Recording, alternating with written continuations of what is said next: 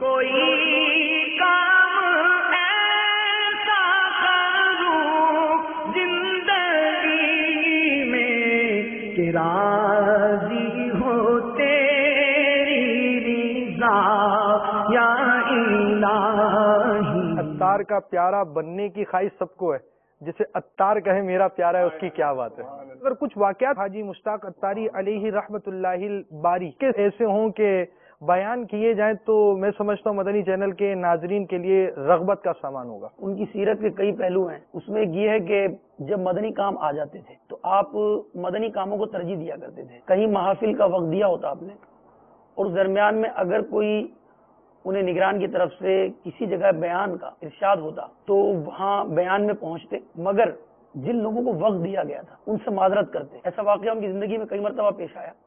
ایک میرے عزیز کی شادی تھی، انہوں نے نعتیں پڑھنی تھی، اس کے لیے وقت دیا تھا انہوں نے۔ ٹنڈو آدم میں ایک اجتماع تھا تو انہیں فرمایا گیا کہ آپ جو ہے وہاں جا کر بیان کریں۔ آپ نے نمبر لیا، فون کیا، ان سے معذرت کی کہ مجھے ٹنڈو آدم جانا ہے، اس لیے اجتماعی ذکر و نعت میں حاضر نہیں ہو سکوں گا۔ آپ صرف نعت خوان نہیں تھے، مبلغ تھے۔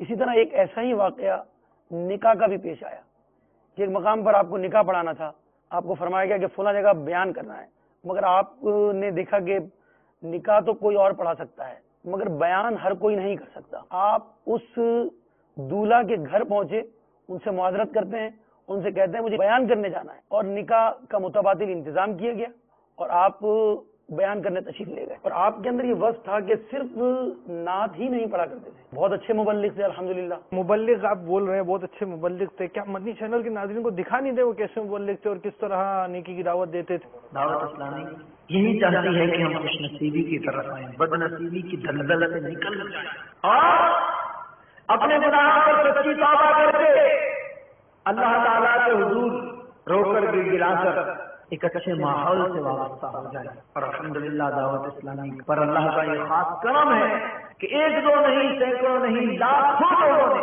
خواہ وہ مرد ہوں، عورتیں ہوں، جوان ہوں، بوڑھے ہوں، درمیانی عمر کے ہوں، اپنی گناہوں بھری زندگیوں سے توبہ کی تو اللہ تبارک و تعالیٰ نے ان پر کرم کیا، کیونکہ جو سچی توبہ کرتا ہے اللہ تعالیٰ اس کے گناہوں کو معاف فرما دیتا ہے۔ اور وہ اس ماحول سے اسلامی بھائی وابستہ ہوئے، آج الحمدللہ ان کا دل نیکیوں میں لگ رہا ہے، نیکی کرتے ہیں، اس کے باوجود رب کی بارگاہ میں رو رو کے دعا کرتے ہیں، اور ان کے پیش نظر صرف یہ دنیاوی معاملات نہیں ہیں، بلکہ الحمدللہ دعوت اسلامی یہ چاہتی ہے کہ ہم اپنے آقا علیہ السلام کے طریقے پر عمل کر کے، حضور علیہ السلام کے فرمان پر عمل کر کے دنیا میں بھی سرخروئی حاصل کریں اور آخرت بھی ہماری سنور جائے۔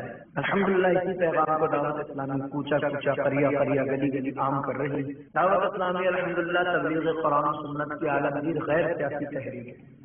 اس کا مقصد صرف سنت عام کرنا ہے، لوگوں کو صلاۃ و سنت کی طرف لانا ہے۔